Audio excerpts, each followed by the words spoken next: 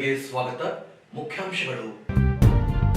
ರಾಯಚೂರು ವಿಮಾನ ನಿಲ್ದಾಣ ನಿರ್ಮಾಣ, ಸಾರ್ವಜನಿಕರ ಅಹವಾಲು ಸ್ವೀಕಾರ ಸಭೆ, ಸ್ಥಳೀಯ ನಿವಾಸಿಗಳ ಸ್ಥಳಾಂತರ ಸ್ಥಳದಲ್ಲಿ ಸೌಕರ್ಯ ಒದಗಿಸಲು ನಿವಾಸಿಗಳ ಆಗ್ರಹ. ಕಲ್ಯಾಣ ಕರ್ನಾಟಕ ಅಭಿವೃದ್ಧಿ ಮಂಡಳಿಯ ಶೈಕ್ಷಣಿಕ ಅಧ್ಯಯನ ಸಮಿತಿ ಸದಸ್ಯರ ನೇಮಕಾತಿಯಲ್ಲಿ ಅನ್ಯಾಯ, ಸರಿಪಡಿಸದಿದ್ದರೆ ಜಿಲ್ಲಾವಾರು ಒಳ ಮೀಸಲಾತಿ ಹೋರಾಟ, ರಾಘವೇಂದ್ರ ಕುಷ್ಟಗಿ ಎಚ್ಚರಿಕೆ. ಆರ್ಟಿಒ ಅಧಿಕಾರಿಗಳಿಂದ ಆಟೋಗಳ ದಾಖಲೆ ಪರಿಶೀಲನೆ ಪ್ರಾರಂಭ, ಹೆಚ್ಚು ಪ್ರಯಾಣಿಕ ಸಾಗಣೆ ದಾಖಲೆ ಪರಿಶೀಲನೆ. ಶಾಲಾ ಶಿಕ್ಷಣ ಇಲಾಖೆ ನೌಕರರ ಸಂಘದ ತಾಲೂಕು ಅಧ್ಯಕ್ಷರಾಗಿ ಹೀರಾಲಾಲ್ ಆಯ್ಕೆ. ಈಗ ವಾರ್ತೆಗಳ ವಿವರ.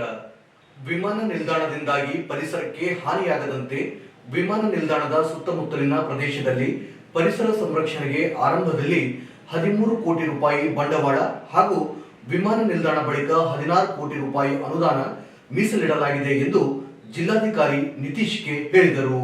ನಗರದ ಯರಮರಸ್ ಸರ್ಕ್ಯೂಟ್ ಹೌಸ್ನಲ್ಲಿ ಕರ್ನಾಟಕ ರಾಜ್ಯ ಮಾಲಿನ್ಯ ನಿಯಂತ್ರಣ ಮಂಡಳಿ, ಕರ್ನಾಟಕ ರಾಜ್ಯ ಕೈಗಾರಿಕಾ ಮತ್ತು ಮೂಲ ಸೌಲಭ್ಯ ಅಭಿವೃದ್ಧಿ ನಿಗಮ ನಿಯಮಿತ ಸಹಯೋಗದಲ್ಲಿ ಸಾರ್ವಜನಿಕ ಅಹವಾಲು ಸ್ವೀಕಾರ ಸಭೆಯನ್ನು ಉದ್ದೇಶಿಸಿ ಮಾತನಾಡಿದರು. ತಾಲೂಕಿನ ಏಗನೂರು, ಯರಮರಸ್, ದಂಡ್ ಗ್ರಾಮಗಳ 130.43 ಹೆಕ್ಟೇರ್ ಪ್ರದೇಶದಲ್ಲಿ ಗ್ರೀನ್ಫೀಲ್ಡ್ ನೋ ಫ್ರಿಲ್ ವಿಮಾನ ನಿಲ್ದಾಣವನ್ನು ಅಭಿವೃದ್ಧಿಪಡಿಸಲು ಉದ್ದೇಶಿಸಿರುವ ಹಿನ್ನೆಲೆಯಲ್ಲಿ ವಿಮಾನ ನಿಲ್ದಾಣದ ಪರಿಸರ ಸಂರಕ್ಷಣೆ ಕುರಿತು ಅಗತ್ಯ ಕ್ರಮಗಳನ್ನು ಕೈಗೊಳ್ಳಲಾಗುತ್ತದೆ ಎಂದು ಹೇಳಿದರು. ವಿಮಾನ ನಿಲ್ದಾಣವು 322.3 ಎಕರೆಯಲ್ಲಿ ಅಭಿವೃದ್ಧಿಪಡಿಸಲಾಗುತ್ತದೆ. ವಿಮಾನ ನಿಲ್ದಾಣಕ್ಕೆ ಈಗಾಗಲೇ ಸಿದ್ಧತೆ ಕೈಗೊಳ್ಳುತ್ತಿದ್ದು, ಮುಂಚಿತವಾಗಿ ವಿಮಾನ ನಿಲ್ದಾಣದಿಂದ ಪರಿಸರಕ್ಕೆ ತೊಂದರೆಯಾಗದಂತೆ ಕ್ರಮ ವಹಿಸಲು ಮಾಲಿನ್ಯ ನಿಯಂತ್ರಣ ಮಂಡಳಿಯಿಂದ ಈಗಾಗಲೇ ಸಿದ್ಧತೆ ಕೈಗೊಂಡಿದ್ದು, ವಿಮಾನ ನಿಲ್ದಾಣ ಸುತ್ತಮುತ್ತಲಿನ ಪ್ರದೇಶದಲ್ಲಿ ಪರಿಸರ ಸಂರಕ್ಷಣೆಗೆ ಸಂಬಂಧಿಸಿದಂತೆ ಸಾರ್ವಜನಿಕರ ಸಭೆ ನಡೆಸಿ ಮಾಹಿತಿ ಪಡೆಯಲಾಗುತ್ತಿದ್ದು, ವಿಮಾನ ನಿಲ್ದಾಣ ಸುತ್ತಮುತ್ತಲಿನ ಪ್ರದೇಶಗಳಲ್ಲಿ ಕೆರೆಗಳು ಮತ್ತು ಹಳ್ಳಕೊಳ್ಳಗಳ ರಕ್ಷಣೆ ಈ ಬಗ್ಗೆ ಮಾಹಿತಿ ನೀಡಿದ್ದು, ಈ ಬಗ್ಗೆ ಪರಿಸರ ಮಾಲಿನ್ಯ ನಿಯಂತ್ರಣ ಮಂಡಳಿಯು ಕ್ರಮ ವಹಿಸಲಾಗುತ್ತದೆ ಎಂದರು. ವಿಮಾನ ನಿಲ್ದಾಣದ ಜೊತೆಗೆ ಪರಿಸರಕ್ಕೆ ಹಾನಿಯಾಗದಂತೆ ಸಾರ್ವಜನಿಕರು ನೀಡುತ್ತಿರುವ ಅಭಿಪ್ರಾಯಗಳ ಮೇಲೆ ಕ್ರಮ ವಹಿಸುವುದಾಗಿ ಹೇಳಿದರು. ಏಗನೂರು ನಿವಾಸಿ ಹನುಮೇಶ್ ಮಾತನಾಡಿ, ವಿಮಾನ ನಿಲ್ದಾಣ ಮಾಡುವ ಮೊದಲು ಅಲ್ಲಿ 108 ಕುಟುಂಬಗಳು ವಾಸ ಮಾಡುತ್ತಿದ್ದು, ಈ ಹಿಂದೆ ಸರ್ಕಾರವೇ ಹಕ್ಕುಪತ್ರ ನೀಡಿ ಮನೆಗಳನ್ನು ನಿರ್ಮಿಸಿದೆ. ಆದರೆ ಸ್ಥಳಾಂತರ ಮಾಡಬೇಕು, ಮೂಲಭೂತ ಸೌಕರ್ಯ ಒದಗಿಸಿ ಮನೆಗಳನ್ನು ನಿರ್ಮಿಸಬೇಕು. ವಿಮಾನ ನಿಲ್ದಾಣ ಸ್ಥಳದಲ್ಲಿ ಕುಡಿಯುವ ನೀರಿನ ಪೈಪ್ಲೈನ್ ಹಾದು ಹೋಗಿದೆ, ಅಲ್ಲಿಯೇ ರನ್ವೇ ನಿರ್ಮಿಸಲಾಗುತ್ತಿದ್ದು, ಕೂಡಲೇ ರನ್ವೇ ಮಾರ್ಗ ಬದಲಿಸಬೇಕು ಎಂದರು. ಭೀಮರಾಯ ಹದ್ದಿನಾಳ್ ಮಾತನಾಡಿ, ಜಿಲ್ಲೆಯಲ್ಲಿ ಆರ್ಟಿಪಿಎಸ್ ಮತ್ತು ವೈಟಿಪಿಎಸ್ ಪವರ್ ಗ್ರಿಡ್ ವಿದ್ಯುತ್ ಕೇಂದ್ರಗಳಿವೆ. ಬೇಸಿಗೆಯಲ್ಲಿ ಅತಿ ಹೆಚ್ಚು ತಾಪಮಾನ ಏರಿಕೆಯಾಗುತ್ತಿದೆ. ವೈಟಿಪಿಎಸ್ ಮತ್ತು ಆರ್ಟಿಪಿಎಸ್ನಿಂದ ಗಿಡಮರಗಳನ್ನು ಬೆಳೆಸಿ ಪರಿಸರ ಸಂರಕ್ಷಣೆ ಮಾಡಬೇಕು. ಆದರೂ ಇದಾವುದೂ ಮಾಡಿಲ್ಲ. ಜಿಲ್ಲಾಡಳಿತ ಈ ಬಗ್ಗೆ ಕ್ರಮ ವಹಿಸಿಲ್ಲ. ಹಟ್ಟಿ ಚಿನ್ನದ ಗಣಿಯಿಂದ ಹೆಚ್ಚಿನ ಪ್ರಮಾಣದಲ್ಲಿ ಚಿನ್ನ ಉತ್ಪಾದನೆಯಾಗುತ್ತಿದೆ. ಅದರ ಆದಾಯ ಸರ್ಕಾರಕ್ಕೆ ಸಲ್ಲಿಕೆಯಾಗುತ್ತಿದೆ. ಅದರಿಂದ ಜಿಲ್ಲೆಯ ಅಭಿವೃದ್ಧಿ ಇಲ್ಲದಂತಾಗಿದೆ ಎಂದರು. ಆರ್ಟಿಪಿಎಸ್, ವೈಟಿಪಿಎಸ್, ಪವರ್ ಗ್ರಿಡ್ ಹಾಗೂ ಹಟ್ಟಿ ಚಿನ್ನದ ಗಣಿಯಿಂದ ಸಿಎಸ್ಆರ್ ಅನುದಾನ ನೀಡಲಾಗುತ್ತಿದೆ. ಇದನ್ನು ಸಮರ್ಪಕ ಬಳಕೆ ಮಾಡಿಕೊಂಡು ಪರಿಸರ ಸಂರಕ್ಷಣೆ ಆದ್ಯತೆ ನೀಡಬೇಕು ಎಂದು ತಿಳಿಸಿದರು. ಬಸವರಾಜ್ ಕಳಸ ಮಾತನಾಡಿ, ಯರಮರಸ್ ಬಳಿ 68 ವರ್ಷಗಳ ಹಿಂದೆ ನೆಹರು ಅವರು ತುರ್ತು ಭೂಸ್ಪರ್ಶ ಮಾಡಿ ಪ್ರಾಣ ಉಳಿಸಿದ ಪ್ರದೇಶವಾಗಿದ್ದು, ಅನೇಕ ಕಡೆ ವಿಮಾನ ನಿಲ್ದಾಣಗಳಾಗಿವೆ. ಆದರೆ ಇಲ್ಲಿ ಆಗಲಿಲ್ಲ. ಅಂದಿನ ಪ್ರಧಾನಿಗಳಾಗಿದ್ದ ನೆಹರು ಅವರು ವಿಮಾನ ನಿಲ್ದಾಣ ಮಾಡಲು ಆದ್ಯತೆ ನೀಡಿದ್ದು, ನಂತರ ಇಂದಿರಾ ಗಾಂಧಿ ಅವರು ಜಿಲ್ಲೆಗೆ ಆಗಮಿಸಿದ್ದಾಗ ವಿಮಾನ ನಿಲ್ದಾಣ ನಿರ್ಮಾಣ ಭರವಸೆ ನೀಡಿದ್ದರು. ಅಂದಿನಿಂದ ಇಂದಿನವರೆಗೂ ಆಗಿಲ್ಲ. 68 ವರ್ಷಗಳ ವಿಮಾನ ನಿಲ್ದಾಣ ಆಗಿದೆ. ಸಾಧಕ ಬಾಧಕಗಳನ್ನು ಆಲಿಸಬೇಕಾಗಿದೆ. ಕಲಬುರಗಿ ವಿಮಾನ ನಿಲ್ದಾಣ ಆಗಿದೆ. ಆದರೆ ಈಗ ಪ್ರಯಾಣಿಕರ ಕೊರತೆಯಿಂದ ವಿಮಾನಗಳು ಕಡಿಮೆಯಾಗಿ ಮುಚ್ಚುವ ಸ್ಥಿತಿಗೆ ಬಂದಿದೆ. ಹಾಗಾಗದಂತೆ ಮುಂಚಿತವಾಗಿ ಈ ಭಾಗದಲ್ಲಿ ಇಂಡಸ್ಟ್ರಿಗಳು ಹೆಚ್ಚಾಗಬೇಕು. ಅಂತಾರಾಷ್ಟ್ರೀಯ ಮಟ್ಟದಲ್ಲಿ ಸೋನಾ ಮಸೂರಿ ಅಕ್ಕಿ, ಹತ್ತಿ ರಫ್ತಾಗುತ್ತಿದೆ. ಇಂಡಸ್ಟ್ರಿಗಳು ಇನ್ನೂ ಅಭಿವೃದ್ಧಿ ಪಡೆಯಬೇಕು. ಇಂಡಸ್ಟ್ರಿಗಳಿಗೆ ಸುಮಾರು 10,000 ಎಕರೆ ಭೂಮಿ ಇಡಬೇಕು.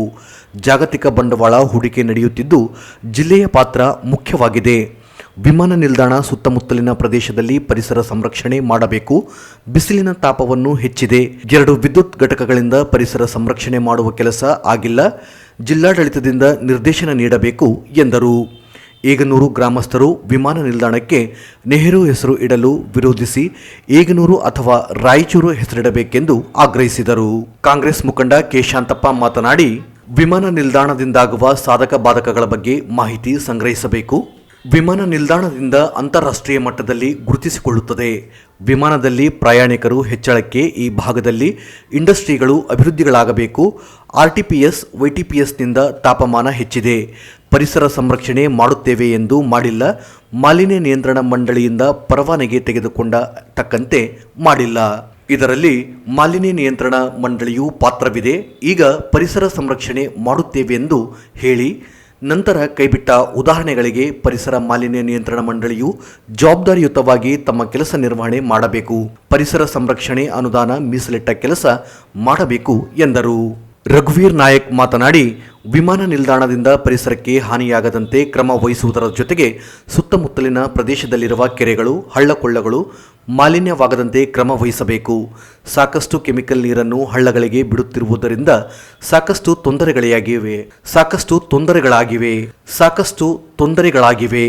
ಪರಿಸರ ಮಾಲಿನ್ಯ ನಿಯಂತ್ರಣ ಮಂಡಳಿ ಕ್ರಮಕ್ಕೆ ಮುಂದಾಗಬೇಕು ಎಂದರು.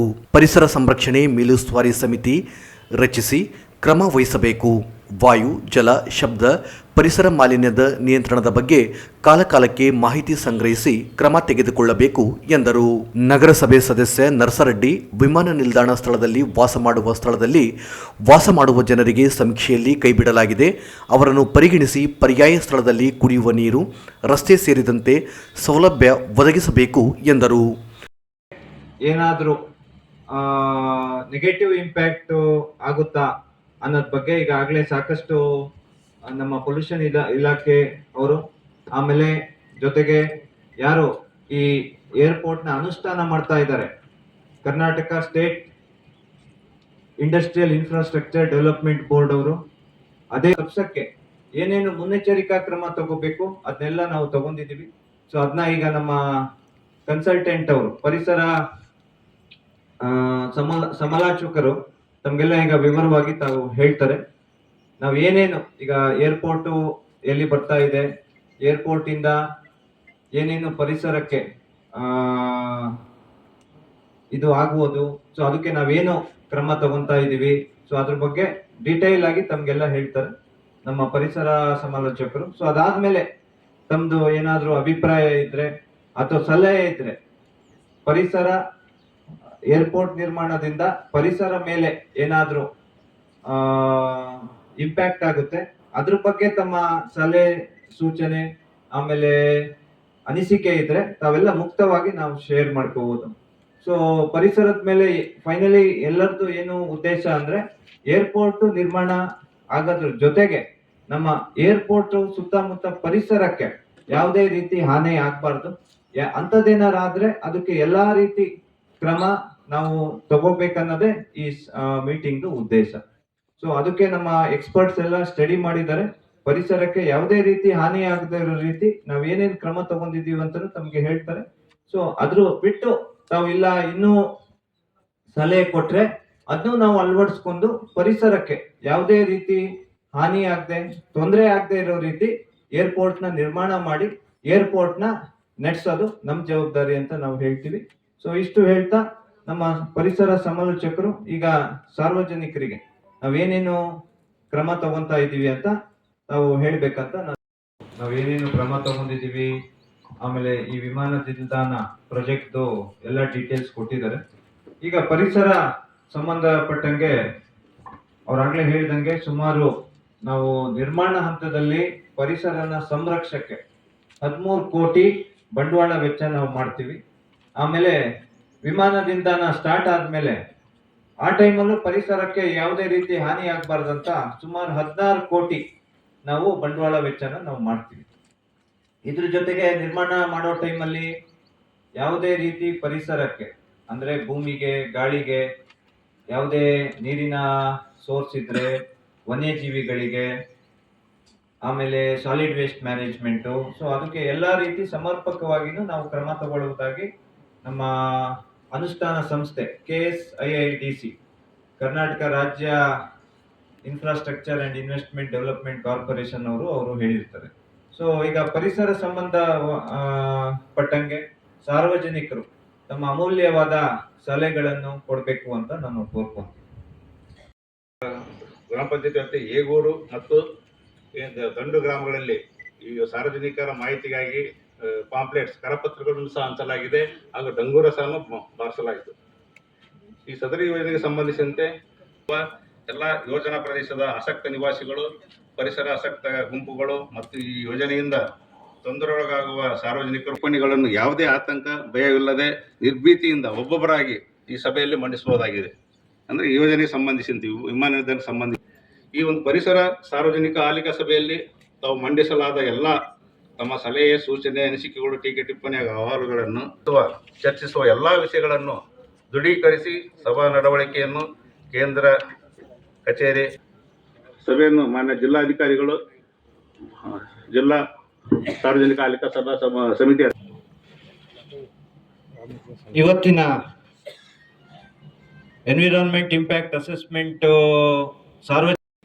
ಈ ಭಾಗದಲ್ಲಿ ಮಾನ್ಯ ಒಬ್ಬ ಬಂಧು ಹೇಳಿದಂತೆ ಅನೇಕ ಗಿಡಗಳನ್ನು ಕಡಿಯುವ ಸಂದರ್ಭದಲ್ಲಿ RTPS, YTPS, CSR ಫಂಡ್ನಲ್ಲಿ ನೀವು ಅನುದಾನ ತೆಗೆದುಕೊಂಡು ನೀವು ಲಕ್ಷಾಂತರ ಸಸಿಗಳನ್ನು, ಲಕ್ಷಾಂತರ ಗಿಡಗಳನ್ನು ಇಡೀ ರಾಯಚೂರು ಜಿಲ್ಲೆಯಾದ್ಯಂತ ನೀವು ನೆಡಬಹುದು.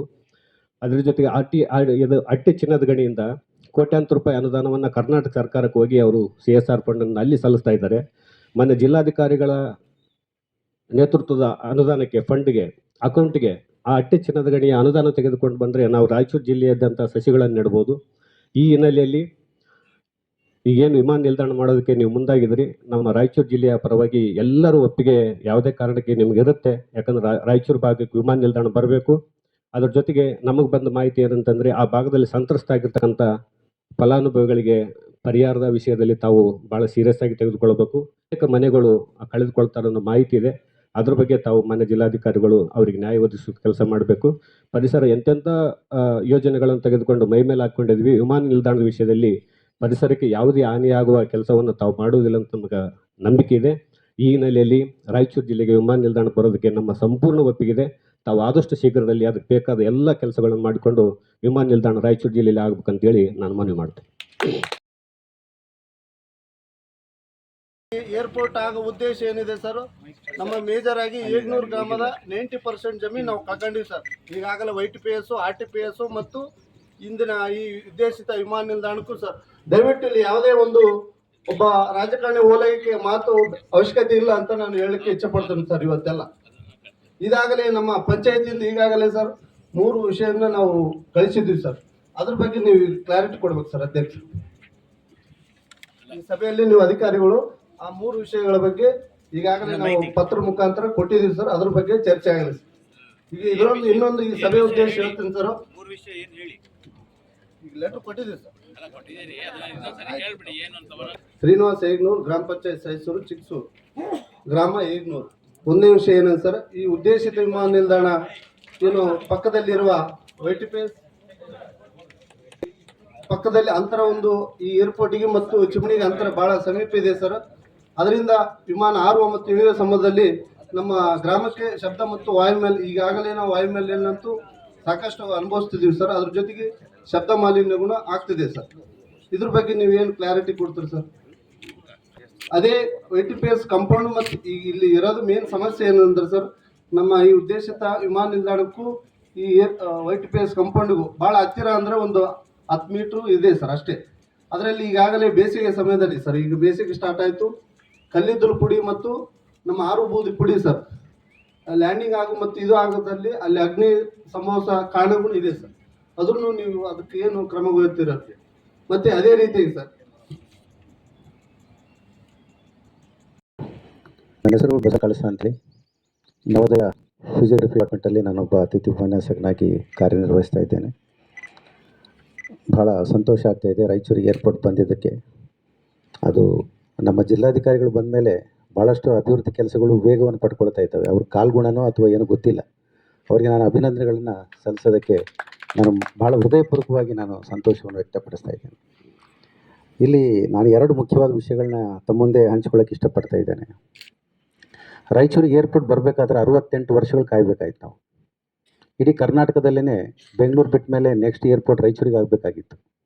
1957ನೇ ಇಸ್ವಿಯಲ್ಲಿ ಇದೇ ಫೆಬ್ರವರಿ 26ನೇ ತಾರೀಕಿಗೆ ನಮ್ಮ ಮೊಟ್ಟ ಮೊದಲ ಪ್ರಧಾನಮಂತ್ರಿಯವರಾದ ಶ್ರೀ ಜವಾಹರ್ಲಾಲ್ ನೆಹರೂರವರು ಅವರು ಸಂಚಾರ ಮಾಡ್ತಕ್ಕಂಥ ಒಂದು ಡಿಫೆನ್ಸ್ ಒಂದು ಫ್ಲೈಟಲ್ಲಿ ಬೆಂಕಿ ಕಾಣಿಸ್ಕೊಂಡ ಸಲುವಾಗಿ ಅವರು ಎಮರ್ಜೆನ್ಸಿ ಲ್ಯಾಂಡಿಂಗ್ ಆಗಬೇಕಾಯ್ತು ಇಲ್ಲಿ.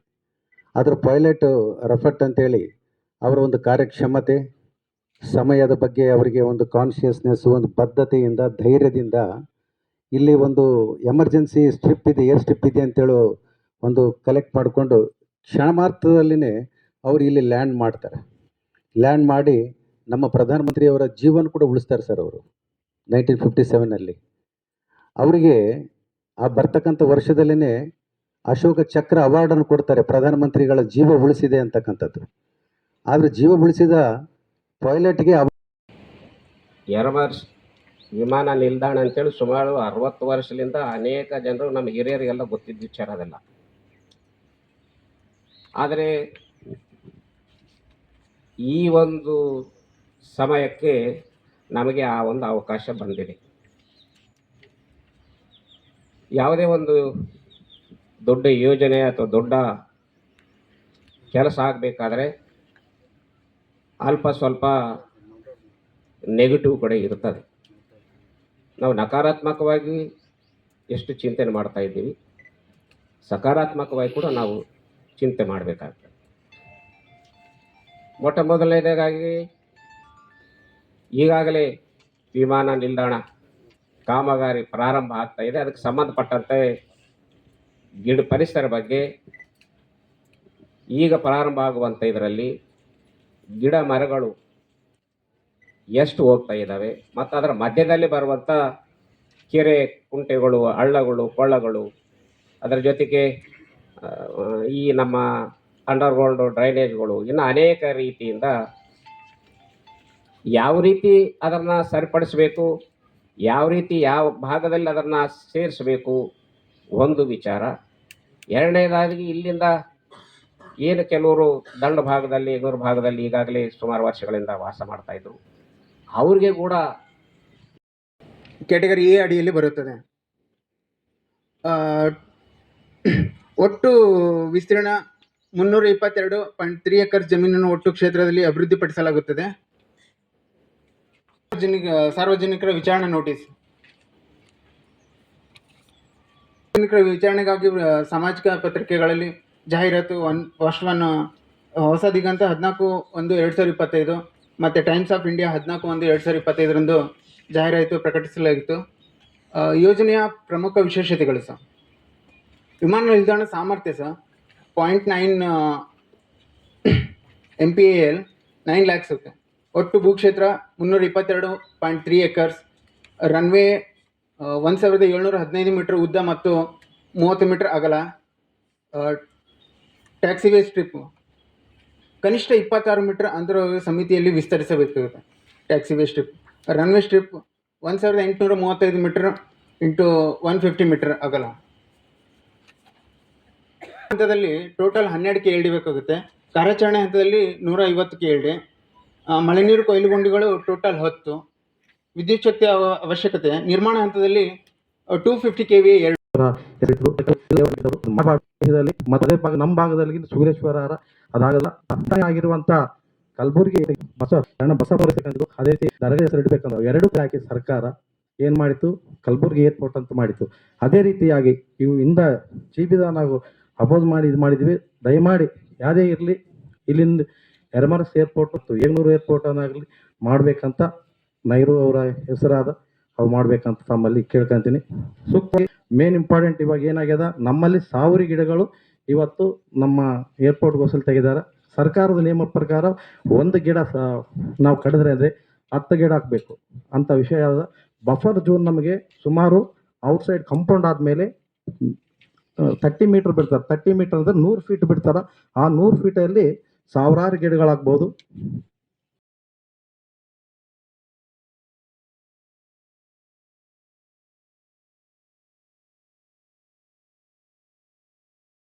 ನಿರ್ದೇಶಿತ ಸದಸ್ಯರು,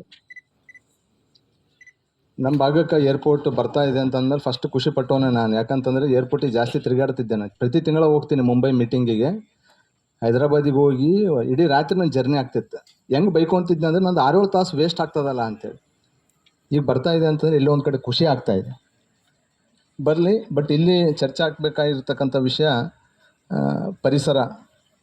ಮೂಲವಾಗಿ ನೆಲ, ಜಲ, ವಾಯು ಮಾಲಿನ್ಯ ಆಗಲಾರ್ದಂಗೆ ಕ್ಲಿಯರೆನ್ಸ್ ತೊಗೊಳ್ಳಿಕ್ಕೆ ಬಂದಿದ್ದಾರೆ. ನಮ್ಮೆಲ್ಲರ ಸಹಮತ ಇದೆ ಇದಕ್ಕೆ. ಯಾವ ರೀತಿ ಕ್ಲಿಯರೆನ್ಸ್ ಕೊಡಬೇಕಾಗಿದೆ ಅಂತಂದರೆ, ಏನಾಗಿದೆ ಇಲ್ಲಿ ಇಂಡಸ್ಟ್ರಿಗಳು ಏನೇ ಒಂದು ಇಂಡಸ್ಟ್ರಿ ಆಗಬೇಕಾದ್ರೆ ಒಂದು ಪರಿಸರ ಇಲಾಖೆಯಿಂದ ಒಂದು ಕ್ಲಿಯರೆನ್ಸ್ ತೊಗೊಳ್ತಾರೆ. ಬಟ್ ಅದನ್ನು ಆಮೇಲೆ ಪಾಲನೆ ಮಾಡ್ತಾ ಇಲ್ಲ. ಯಾಕಂದ್ರೆ ಸಾಕಷ್ಟು ಸಲ ಇಲ್ಲಿ YTPS ಆರ್ ಟಿ ಪಿ ಎಸ್ಸಿಂದ ನೀರೇನು ಬಿಡ್ತಾ ಇದ್ದಾರೆ ನದಿಗೆ, ಅದನ್ನು ಆ ನಿಯಮನ ಪಾಲನೆ ಮಾಡಲಾರ್ದೆ ಬಿಡ್ತಾ ಇರೋದ್ರಿಂದ ಸಾಕಷ್ಟು ಸಲ ಜೀವರಾಶಿಗೂ ಹಾನಿಯಾಗಿದೆ, ಸಾಮಾನ್ಯ ಜನರಿಗೂ ಸಹ ಕಾಯಿಲೆಗಳು ಬರೋದು ಅವೆಲ್ಲ ನಿತ್ಯನೂ ನಡೀತಾ ಇದೆ. ಮಾಧ್ಯಮಗಳಲ್ಲಿ ವರದಿ ಆಗ್ತಾ ಇದೆ. ಈ ಸಂದರ್ಭದಲ್ಲಿ ಸಹಾಯಕ ಆಯುಕ್ತ ಗಜಾನನ್ ಬಾಲೆ, ಪರಿಸರ ಮಾಲಿನ್ಯ ನಿಯಂತ್ರಣ ಮಂಡಳಿ ಅಧಿಕಾರಿ ಪ್ರಕಾಶ್, ತಹಸೀಲ್ದಾರ್ ಸುರೇಶ್ ವರ್ಮಾ ಸೇರಿ 2 ಗ್ರಾಮಗಳ ಗ್ರಾಮಸ್ಥರು, ವಿವಿಧ ಸಂಘ ಸಂಸ್ಥೆಗಳು ಮುಖಂಡರು ಭಾಗವಹಿಸಿದ್ದರು. ಕಲ್ಯಾಣ ಕರ್ನಾಟಕ ಅಭಿವೃದ್ಧಿ ಮಂಡಳಿಯಿಂದ ಅನುದಾನ ಹಂಚಿಕೆ ಸೇರಿ ಜಿಲ್ಲೆಗಳಿಗೂ ಸಾಮಾಜಿಕ ನ್ಯಾಯ ಒದಗಿಸದೆ ನಿರಂತರ ಅನ್ಯಾಯ ಮುಂದುವರೆದಿದೆ. ಮಂಡಳಿಯಿಂದ ರಚಿಸಲಾಗಿರುವ ಶೈಕ್ಷಣಿಕ ಸಮಿತಿಯಲ್ಲಿ ಬೀದರ್, ಬಳ್ಳಾರಿ ಮತ್ತು ಕಲಬುರಗಿ ಜಿಲ್ಲೆಗಳಿಗೆ ಸೀಮಿತವಾಗಿದ್ದು, ಪರಿಷ್ಕರಣೆ ಮಾಡಿ ಉಳಿದ ಜಿಲ್ಲೆಗಳಿಗೂ ಅವಕಾಶ ನೀಡದೆ ಹೋದರೆ ಕಲ್ಯಾಣ ಕರ್ನಾಟಕ ಮಂಡಳಿಯಲ್ಲಿ ಒಳ ಮೀಸಲಾತಿ ನೀಡಬೇಕೆಂಬ ಹೋರಾಟ ಪ್ರಾರಂಭಿಸಬೇಕಾಗುತ್ತದೆ ಎಂದು ಜನಾಂದೋಲನ ಮಹಾಮೈತ್ರಿ ಸಂಚಾಲಕ ರಾಘವೇಂದ್ರ ಕುಷ್ಟಗಿ ಎಚ್ಚರಿಸಿದರು. ಅವರಿಂದು ಮಾಧ್ಯಮಗೋಷ್ಠಿ ಉದ್ದೇಶಿಸಿ ಮಾತನಾಡಿ, ಪ್ರಾದೇಶಿಕ ಸಮತೋಲನ ನಿವಾರಣೆಯ ಉದ್ದೇಶದಿಂದ ಪ್ರಾರಂಭವಾಗಿರುವ ಹೈದರಾಬಾದ್ ಕರ್ನಾಟಕ ಅಭಿವೃದ್ಧಿ ಮಂಡಳಿಯ ಮೇಲೆ ಕಲಬುರಗಿ ರಾಜಕೀಯ ಪ್ರಭಾವದಿಂದ ಇತರೆ ಜಿಲ್ಲೆಗಳಿಗೆ ಅನುದಾನ ಸೇರಿ ಎಲ್ಲ ಹಂತಗಳಲ್ಲಿಯೂ ಅನ್ಯಾಯವಾಗುತ್ತಲೇ ಇದೆ. ಕಲಬುರಗಿ ಜಿಲ್ಲೆಯ ನಾಯಕರಿಗೆ ಎಲ್ಲವೂ ತಮಗೆ ಮೀಸಲು ಎನ್ನುವ ಮನೋಭಾವ ಹೆಚ್ಚಳವಾಗುತ್ತಿದೆ. ಈ ಹಿಂದೆ ರಾಯಚೂರು ಜಿಲ್ಲೆಗೆ ಮಂಜೂರಿಯಾಗಬೇಕಾಗಿದ್ದ ESI ಆಸ್ಪತ್ರೆ, ವಿಶ್ವವಿದ್ಯಾಲಯ, ತಾಯಿ ಮತ್ತು ಮಗು ಆಸ್ಪತ್ರೆ ಸೇರಿದಂತೆ 10 ಯೋಜನೆಗಳು ಅನುದಾನ ಕಲಬುರಗಿಗೆ ಸೀಮಿತವಾಗಿದೆ. ಅನ್ಯಾಯವನ್ನು ಪ್ರಶ್ನಿಸಬೇಕಾದ ಎಲ್ಲ ಪಕ್ಷದ ಶಾಸಕರುಗಳು ಮೌನ ಸಮ್ಮತಿ ಪ್ರದರ್ಶಿಸುತ್ತಿದ್ದಾರೆ. ಉಸ್ತುವಾರಿ ಸಚಿವರು ಸಹಿತ ಕಲಬುರಗಿ ಜಿಲ್ಲೆಯವರನ್ನೇ ಸರ್ಕಾರ ನೇಮಿಸಿದೆ. ಜಿಲ್ಲೆಯ NS ಬೋಸರಾಜು, ಹಂಪನಗೌಡ ಬಾದರ್ಲಿ, ಡಾಕ್ಟರ್ ಶಿವರಾಜ್ ಪಾಟೀಲ್ ಸೇರಿದಂತೆ ಎಲ್ಲ ಶಾಸಕರುಗಳು ಧ್ವನಿ ಎತ್ತಬೇಕಾಗಿದೆ. ಇಲ್ಲಿಯವರೆಗೆ ರಚನೆಯಾಗದೇ ಇರುವ ಶೈಕ್ಷಣಿಕ ಅಧ್ಯಯನ ಸಮಿತಿ ರಚಿಸಲು ಮಂಡಳಿ ಮುಂದಾಗಿರುವುದು ಸ್ವಾಗತಾರ್ಹವಾಗಿದೆ. ಆದರೆ 7 ಜಿಲ್ಲೆಗಳ ಪ್ರತಿನಿಧಿಗಳು ಇದ್ದರೆ ಮಾತ್ರ ಸಮಸ್ಯೆಗಳ ಕುರಿತು ಬೆಳಕು ಚೆಲ್ಲಲು ಸಾಧ್ಯವಿದೆ. ಸಮಿತಿಯಲ್ಲಿ ಬಳ್ಳಾರಿ, ಬೀದರ್ ಜಿಲ್ಲೆಯಲ್ಲಿ ತಲಾ ಒಬ್ಬರು ಬಿಟ್ಟರೆ ಉಳಿದವರೆಲ್ಲರೂ ಕಲಬುರಗಿಯವರೇ ಆಗಿದ್ದಾರೆ. ರಾಯಚೂರು ಜಿಲ್ಲೆಯಿಂದ Syed Hafeezulla, professor BV Patil, doctor Amaresh Nugunoni, doctor Amaresh Yatgal ಸೇರಿದಂತೆ ಅನೇಕರಿದ್ದಾರೆ. ಕೊಪ್ಪಳದಲ್ಲಿಯೂ ಅಲ್ಲಮಪ್ರಭು ಪಾಟೀಲ್ ಬೆಟ್ಟದೂರು, ಇ ಧನ್ರಾಜ್, ಸಾವಿತ್ರಿ ಮುಜುಮದಾರ್, ವಿಜಯನಗರ ಜಿಲ್ಲೆಯ ವೆಂಕಟಗಿರಿ ದಳವಾಯಿ, ಡಾಕ್ಟರ್ HD ಪ್ರಶಾಂತ್, ಯಾದಗಿರಿ ಜಿಲ್ಲೆಯಿಂದ ಪ್ರೊಫೆಸರ್ ನಾಗಣ್ಣ ಕಿಲಾರೆ, ಪ್ರೊಫೆಸರ್ ಲಿಂಗಣ್ಣ ಗೋನಾಳ್ ಭೀಮಪ್ಪ ಸೇರಿ ಅನೇಕರಿದ್ದಾರೆ. ಈ ಜಿಲ್ಲೆಯವರನ್ನು ದಡ್ಡರೆಂದು ಪರಿಗಣಿಸಿದ್ದಾರೋ ಇಲ್ಲ, ಯಾರೂ ಕೇಳುವುದೇ ಇಲ್ಲ, ಕೊಡುವುದ್ಯಾಕೆ ಎನ್ನುವ ಮನೋಭಾವ ಗೊತ್ತಿಲ್ಲ. ಕೈಲಾಗದವರೆಂದು ಪರಿಭಾವಿಸಿದ್ದಾರೆ. ತಪ್ಪು ಕೂಡಲೇ ತಜ್ಞರ ಸಮಿತಿ ಪರಿಷ್ಕರಿಸಬೇಕು. ಇಲ್ಲದೇ ಹೋದಲ್ಲಿ ಮಂಡಳಿಯಲ್ಲಿ ಕಲಬುರಗಿ ಜಿಲ್ಲೆ ಹೊರತುಪಡಿಸಿ ಉಳಿದ ಜಿಲ್ಲೆಗಳಿಗೆ ಸಮಾನ ಅನುದಾನ ನ್ಯಾಯ ಒದಗಿಸಲು ಮೀಸಲು ನಿಗದಿ ಹೋರಾಟ ಮಾಡಬೇಕಾಗುತ್ತದೆ. ಸರ್ಕಾರ ನಿರ್ಲಕ್ಷಿಸಿದರೆ ಮುಂದಿನ ದಿನಗಳಲ್ಲಿ ಬಿಜೆಪಿಗೆ ಕಲಿಸಿದ ಪಾಠ ಕಾಂಗ್ರೆಸ್ಸಿಗೆ ಕಲಿಸಬೇಕಾಗುತ್ತದೆ ಎಂದರು. ಮಲ್ಲಿಕಾರ್ಜುನ್ ಖರ್ಗೆಯವರು ತಮ್ಮ ಮೂಗಿನ ನೇರವನ್ನು ಮಾತ್ರ ನೋಡದೆ ಇತರೆ ಜಿಲ್ಲೆಗಳ ಸುತ್ತಲೂ ಕಣ್ಣು ಹಾಯಿಸಬೇಕು. ಹಫೀಜುಲ್ಲಾ ಅಂತಿದ್ದಾರೆ, GV ಪಾಟೀಲ್ ಅಂತ ಹೇಳಿ ಇವರಿದ್ರು, VC ಇದ್ರು, ಅಮರೇಶ್ ನುಗ್ರೋಡಿ ಅಂತ ಸಾಹಿತಿ ಇದ್ದಾರೆ, ಅಮರೇಶ್ ಯಾದಗಿರಿ ಅಂತ ಸಂಶೋಧಕರು ಇದ್ದಾರೆ, ಯಾದಗಿರಿ ಒಳಗೆ ನಾಗಣ್ಣ ಕಿಲಾರಿ, ಲಿಂಗಣ್ಣ ಗೋನಾಳ್ ಭೀಮಪ್ಪ ಅವರು KTS ಇದಾಗಿದ್ದಾರೆ, ಅಂಥವ್ರು ಇದ್ದಾರೆ. ಆಮೇಲೆ ವಿಜಯನಗರದೊಳಗೆ ವೆಂಕಟಗಿರಿ ದಳವಾಯಿ, ಡಾಕ್ಟರ್ HD ಪ್ರಶಾಂತ್ ಅನ್ನೋಂಥವ್ರು ಇದ್ದಾರೆ. ಕೊಪ್ಪಳ ಜಿಲ್ಲೆಯವರು ನಮ್ಮ ಗೆಳೆಯ ಅಲ್ಲಮಪ್ರಭು ಬೆಟ್ಟದೂರು, ಇ ಧನ್ರಾಜ್ ಅಂತೂ ನ್ಯಾಷನಲ್ ಲೆವೆಲ್ ಎಜುಕೇಶನ್ ತಜ್ಞ ಆದ. ರಾಷ್ಟ್ರ ಮಟ್ಟದಲ್ಲಿ ಈ ಧನರಾಜನ ಕರೆದು ಮಾರ್ಗದರ್ಶನ ಪಡಿತಾರೆ. ಎಲ್ಲ ಶಿಕ್ಷಣ ಸಂಸ್ಥೆಗಳು, ವಿಶೇಷವಾಗಿ ಖಾಸಗಿ ಶಿಕ್ಷಣ ಸಂಸ್ಥೆಗಳು ಸಾವಿರಾರು ವಿದ್ಯಾರ್ಥಿಗಳನ್ನು ಕರೆದು ಇವ್ರ ಕಡೆಯಿಂದ ಸೆಮಿನಾರ್ ಮಾಡಿಸ್ತಾರೆ. ಅಂಥವರೆಲ್ಲ ನಮ್ಮಲ್ಲಿ ಇರಬೇಕಾದ್ರೆ ಇನ್ನೊಂದು ಮಹಿಳಾ ಹೋರಾಟಗಾರತಿ, ಶಿಕ್ಷಣ ತಜ್ಞೆ ನಮ್ಮ ಸಾವಿತ್ರಿ ಮುಜುಮ್ದಾರ್ ಅಂತ ಮಹಿಳೆಯರು ಕೂಡ ನಮ್ಮ ಭಾಗದಲ್ಲಿ ಇದ್ದಾರೆ. ಸಾವಿತ್ರಿ ಮುಜುಮ್ದಾರ್ ಅಂತ ಯಾಕಪ್ಪ ಇವರೆಲ್ಲ ನಮ್ಮ ಲೀಡರ್ಗಳ ಕಣ್ಣಿಗೆ ಕಾಣಂಗಿಲ್ಲ. ಹೀಗಾಗಿ ಪ್ರಾದೇಶಿಕ ಅಸಮಾನತೆ ವಿರುದ್ಧ ಹೋರಾಟ ಮಾಡಿದ್ವಿ. ನಾವೆಲ್ಲ 10 ವರ್ಷ ಹೋರಾಟ ಮಾಡೀವಿ. ಆ ಅಸಮಾನತೆ ನಿವಾರಣೆಗೆ ಸಲುವಾಗಿ ಇವತ್ತೇನೆಂದರೆ 371 ಜಾರಿಯಾಗಿದೆ. ಶಿಕ್ಷಣದಲ್ಲಿ, ಉದ್ಯೋಗದಲ್ಲಿ ಸ್ವಲ್ಪ ರಿಸರ್ವೇಷನ್ ಸಿಕ್ಕಿದೆ ನೋಡ್ಕೋಣ. ಆದರೆ ಹೈದರಾಬಾದ್ ಕರ್ನಾಟಕದ ಒಳಗನೆ ಅತಿ ಹೆಚ್ಚು ಪಾಲನ್ನ ಪಡಿತಿರ್ತಕ್ಕಂಥದ್ದು ಬಿಗ್ ಬ್ರದರ್ ಆಟಿಟ್ಯೂಡ್ ಇಟ್ಕೊಂಡಂಥವ್ರು ನಮ್ಮ ಗುಲ್ಬರ್ಗದಲ್ಲಿ. ಅವ್ರು ಹೇಗಿದ್ದಾರೆ ಅಂದ್ರೆ ಎಲ್ಲ ತಗೋಬೇಕು. ದಯವಿಟ್ಟು ಪತ್ರಕರ್ತರು ಇದನ್ನ ಇದು ಮಾಡಿ ಹೈಲೈಟ್ ಮಾಡಿ ಬೆಳಲಿಕ್ಕೆ ವಿನಂತಿ ಮಾಡ್ತೀನಿ. ಕ್ಯಾನ್ಸರ್ ಹಾಸ್ಪಿಟಲ್ ಬಂತು, ಗುಲ್ಬರ್ಗ ತಗೊಂಡವರು. ಕೇಂದ್ರೀಯ ವಿಶ್ವವಿದ್ಯಾಲಯ ಬಂತು, ಗುಲ್ಬರ್ಗ ತಗೊಂಡವರು. ESI ಹಾಸ್ಪಿಟಲ್ ಬಂತು ಕೇಂದ್ರದ್ದು, ಅದು ಏನು ಖರ್ಗೆಯವ್ರ ಪೇರಿನೊಳಗಾಗಿದ್ದು 10-20 ಕೋಟಿದು, ಅದು ಗುಲ್ಬರ್ಗಕ್ಕೆ. ಆಮೇಲೆ Jayadeva hospital, cancer Jayadeva hospital ಬಂತು, ಅದು ಗುಲ್ಬರ್ಗಕ್ಕೆ. ಇಲ್ಲಿ ಏನ್ ಸಲುವಾಗಿ 1000 ದಿನದಿಂದ ಹೋರಾಟ ಮಾಡ್ತಾ ಇದ್ದಾರೆ ನಮ್ಮ ಭಾಗದ ಜನ. ಯಾಕಪ್ಪ ಗುಲ್ಬರ್ಗದವ್ರು 1 ದಿವಸ ಆದರೂ ಏಮ್ಸ್ ಆಗಲಿ ಅಂತೇಳಿ ಇದು ಮಾಡೋದು. ಆಮೇಲೆ ಇಲ್ಲಿ ರಾಜಕಾರಣಿಗಳಿಗೆ ಮೀಟರೇ ಇಲ್ಲ ನಮ್ಮವ್ರಿಗೆ. ಅವ್ರು ಏನು ಮಾಡ್ತಾರೆ ಏನೋ ಗೊತ್ತಿಲ್ಲ. ಬೇಕಲ್ಲ ಒಂದು ಸ್ವಲ್ಪ ಏನಾದ್ರು ದಮ್ಮು ನಮ್ಮ ಹಂಪನಗೌಡರಂಥವ್ರಿಗೆ, ನಮ್ಮ ಬೇರೆ ಎಲ್ಲ MLA-ಗಳಿಗೆ ಇವ್ರೇನು ಕೇಳೋದೇ ಇಲ್ಲ.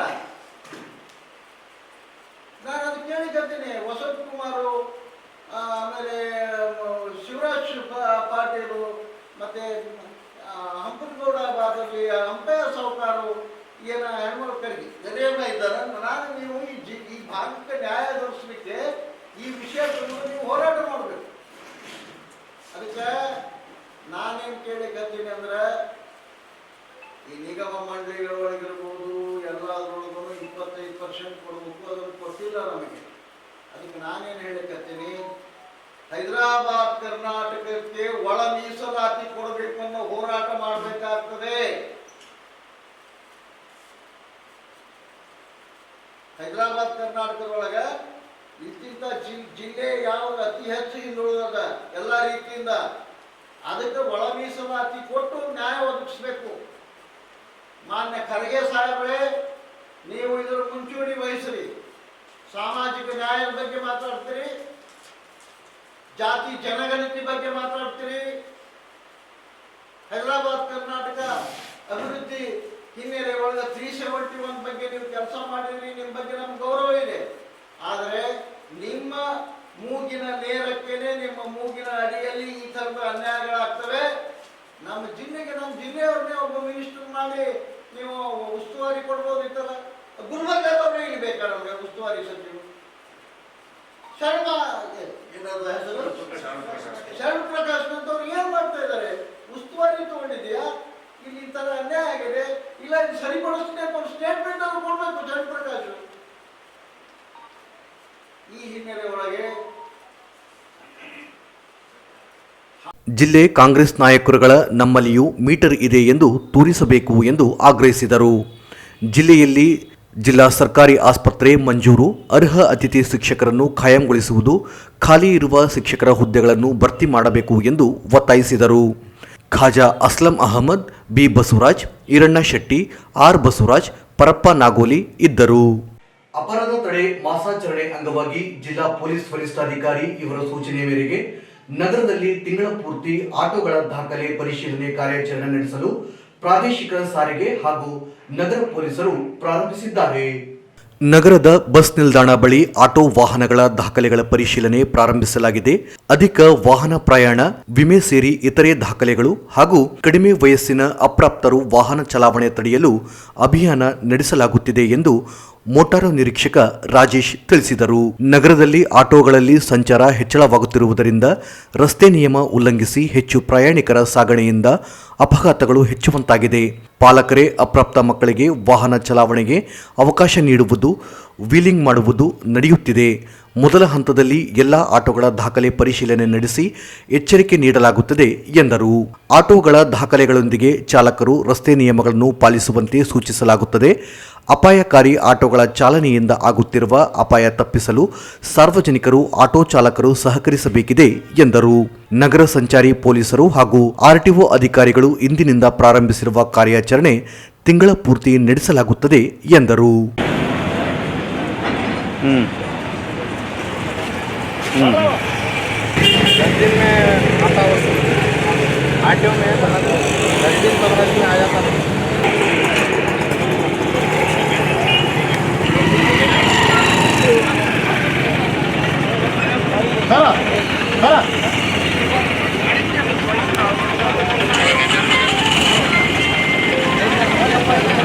ಸರ್ ಹೌದು ಸರ್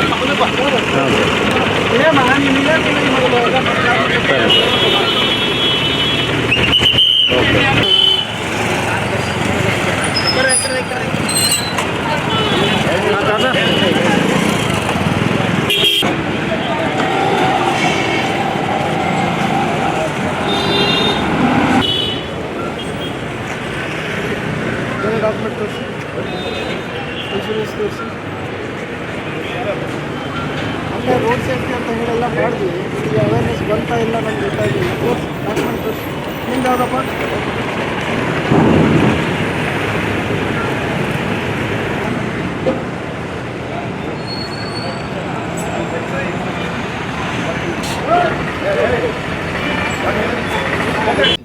ಅದೇ ಇವತ್ತಿಂದ ಒಂದು ತಿಂಗಳವರೆಗೆ ನಾವು ಆಟೋ ರಿಕ್ಷಾಗಳ ಮೇಲೆ ಮತ್ತು ಟೂ ವೀಲರ್ಸ್ ಮೇಲೆ ಸ್ಪೆಷಲ್ ಎನ್ಫೋರ್ಸ್ಮೆಂಟ್ ಕಾರ್ಯಕ್ರಮನ ನಾವು ಕೈಗೆತ್ತಿಕೊಂಡಿದ್ದೇವೆ. ನಿನ್ನೆ SP ಸಾಹೇಬರು ಪರ್ಸನಲ್ ಆಗಿ ಕರೆದು ನಮ್ಮ RTO ಸಾಹೇಬ್ರನ್ನ ಈ ಥರ ಪ್ರಾಬ್ಲಮ್ಸ್ ಭಾಳ ಆಗ್ತಾಯಿದೆ, ಸೊ ಇದ್ರ ಮೇಲೆ ಸ್ಪೆಷಲ್ ಫೋಕಸ್ ಮಾಡಬೇಕಂತ ಹೇಳಿದ್ದಾರೆ. ಹೀಗಾಗಿ ಆಟೋದ ರಿಕ್ಷಾದವರು ಮತ್ತು ಟೂ ವೀಲರ್ಸ್ ಯಾರ್ಯಾರು ಇದ್ದೀರಾ ನೀವೆಲ್ಲ ಕೂಡ ಡಾಕ್ಯುಮೆಂಟ್ಸ್ ಪರ್ಫೆಕ್ಟಾಗಿ ಇಟ್ಕೋಬೇಕು, ಜನಗಳನ್ನ ಜಾಸ್ತಿ ಓವರ್ಲೋಡಿಂಗ್ ಮಾಡಬಾರ್ದು ಅಂತೇಳಿ ಹೇಳ್ಕೊತಾ ಇದ್ದೀವಿ. ಸೊ ಈ ತಿಂಗಳೆಲ್ಲ ರೋಡ್ ಸೇಫ್ಟಿ ರಸ್ತೆ ಸುರಕ್ಷತಾ ಮಾಸಾಚರಣೆ ಆಚರಿಸ್ತಾ ನಾವು ಜನರಿಗೆ ಅವೇರ್ನೆಸ್ ಕೊಡ್ತಾ ಅದ್ರ ಜೊತೆಯಲ್ಲಿ ಜನರನ್ನ ಸೆನ್ಸಿಟೈಸೇಷನ್ ಮಾಡ್ತಾ at the same time enforcement tight ಮಾಡ್ತಾ ಇದ್ದೀವಿ. ದಯವಿಟ್ಟು ನೀವೆಲ್ಲ ಸಹಕರಿಸಿ. ಅದ್ರ ಜೊತೆಯಲ್ಲಿ ನಮ್ಮ ಗಾಡಿಗಳನ್ನೇನಿದೆ ಅದೆಲ್ಲ ಪಕ್ಕ ಇಟ್ಕೊಳ್ಳೋದಕ್ಕೆ ಆದಷ್ಟು ಟ್ರೈ ಮಾಡಿ. ಡಾಕ್ಯುಮೆಂಟ್ ಇಲ್ಲ ಅಂದರೆ ರೋಡ್ ಮೇಲೆ ಗಾಡಿ ತೊಗೊಂಡು ಬರಬೇಡಿ ದಯವಿಟ್ಟು. ಓಕೆ ಸರ್, ಇದು ಆಲ್ಮೋಸ್ಟ್ ಒಂದು ತಿಂಗಳು ಮಾಡಬೇಕಂತೇಳಿ ಅಂದ್ಕೊಂಡಿದ್ದೀವಿ ಸರ್. ಸೊ ಅದು ಎಷ್ಟು ಮಟ್ಟಿಗೆ ಎಲ್ಲ ಇಲಾಖೆ ಪ್ರೋಗ್ರೆಸ್ಸು ಮತ್ತು ಎಲ್ಲನೂ ನೋಡಬೇಕಾಗ್ತದೆ, ಜನಗಳು ಯಾವ ಥರ ರೆಸ್ಪಾಂಡ್ ಆಗ್ತಾರೆ. ಇವ್ರು ಜನ ಏನಾದರೂ ನಮ್ಮ ಈ ಒಂದು ಕಂಡೀಷನ್ಸ್ಗೆ ರೆಸ್ಪಾಂಡ್ ಆಗಿ ಚೆನ್ನಾಗೆಲ್ಲ ಗಾಡಿಗಳು ಇಟ್ಕೊಂಡ್ರೆ ನಾವು ಆದಷ್ಟು ಕಡಿಮೆ ಮಾಡ್ತೀವಿ ಸರ್. ಹಿಂಗೆ ಮಾಡ್ತಾಯಿದ್ರೆ ಗಾಡಿಗಳನ್ನ ಸೀಸ್ ಮಾಡಬೇಕಾಗ್ತದೆ, ಸೀಸ್ ಮಾಡ್ತೀವಿ ಸರ್. ಎಸ್ ಸರ್, ಟ್ರಾಫಿಕ್ ಪೊಲೀಸವರು ಮತ್ತು ಸಾರಿಗೆ ಇಲಾಖೆಯವರು ಕಲಿತು ಒಂದು ಜಾಯಿಂಟ್ ಆಪ್ರೇಷನ್ ಮಾಡ್ತಾಯಿದ್ದೀವಿ ಸರ್.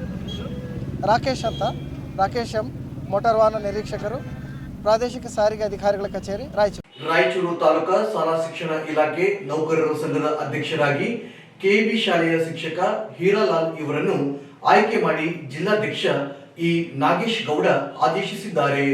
ಗೌರವ ಅಧ್ಯಕ್ಷರಾಗಿ ಮಂಗಳವಾರಪೇಟೆ ಶಾಲೆಯ ಶಿಕ್ಷಕಿ ಧನಲಕ್ಷ್ಮಿ, ತಾಲೂಕು ಕಾರ್ಯದರ್ಶಿಯಾಗಿ CRP ಟಿ ವೀರೇಶ್, ಖಜಾಂಚಿಯಾಗಿ ಗದರ್ CRP ಭೀಮರಾಯ, ಜಿಲ್ಲಾ ಪರಿಷತ್ ಸದಸ್ಯರಾಗಿ ಮಡ್ಡಿಪೇಟೆ ಪ್ರೌಢಶಾಲೆಯ ಶಿಕ್ಷಕ ಕಾಸಿಂ ಅಲಿ ಇವರನ್ನು ನೇಮಿಸಿ ಆದೇಶಿಸಲಾಗಿದೆ. ತಾಲೂಕು ಘಟಕದ ಇತರೆ ಪದಾಧಿಕಾರಿಗಳನ್ನು ಆಯ್ಕೆ ಮಾಡಿ ಕೇಂದ್ರ ಸಮಿತಿಗೆ ಸಲ್ಲಿಸುವಂತೆ ಆದೇಶದಲ್ಲಿ ತಿಳಿಸಿದ್ದಾರೆ. ಕೊನೆಯಲ್ಲಿ ಮತ್ತೊಮ್ಮೆ ಮುಖ್ಯಾಂಶಗಳು. ರಾಯಚೂರು ವಿಮಾನ ನಿಲ್ದಾಣ ನಿರ್ಮಾಣ, ಸಾರ್ವಜನಿಕರ ಅಹವಾಲು ಸ್ವೀಕಾರ ಸಭೆ, ಸ್ಥಳೀಯ ನಿವಾಸಿಗಳ ಸ್ಥಳಾಂತರ ಸ್ಥಳದಲ್ಲಿ ಸೌಕರ್ಯ ಒದಗಿಸಲು ನಿವಾಸಿಗಳ ಆಗ್ರಹ. ಕಲ್ಯಾಣ ಕರ್ನಾಟಕ ಅಭಿವೃದ್ಧಿ ಮಂಡಳಿಯ ಶೈಕ್ಷಣಿಕ ಅಧ್ಯಯನ ಸಮಿತಿ ಸದಸ್ಯರ ನೇಮಕಾತಿಯಲ್ಲಿ ಅನ್ಯಾಯ, ಸರಿಪಡಿಸದಿದ್ದರೆ ಜಿಲ್ಲಾವಾರು ಒಳ ಮೀಸಲಾತಿ ಹೋರಾಟ, ರಾಘವೇಂದ್ರ ಕುಷ್ಟಗಿ ಎಚ್ಚರಿಕೆ. RTO ಅಧಿಕಾರಿಗಳಿಂದ ಆಟೋಗಳ ದಾಖಲೆ ಪರಿಶೀಲನೆ ಪ್ರಾರಂಭ, ಹೆಚ್ಚು ಪ್ರಯಾಣಿಕ ಸಾಗಣೆ ದಾಖಲೆ ಪರಿಶೀಲನೆ. ಶಾಲಾ ಶಿಕ್ಷಣ ಇಲಾಖೆ ನೌಕರರ ಸಂಘದ ತಾಲೂಕು ಅಧ್ಯಕ್ಷರಾಗಿ ಹೀರಾಲಾಲ್ ಆಯ್ಕೆ. ಇಲ್ಲಿಗೆ ಮೇಘ ವಾರ್ತೆಗಳು ಮುಕ್ತಾಯವಾದವು. ಮುಂದಿನ ಮೇಘ ವಾರ್ತೆಗಳೊಂದಿಗೆ ಪುನಃ ಭೇಟಿಯಾಗೋಣ. ವಂದನೆಗಳು.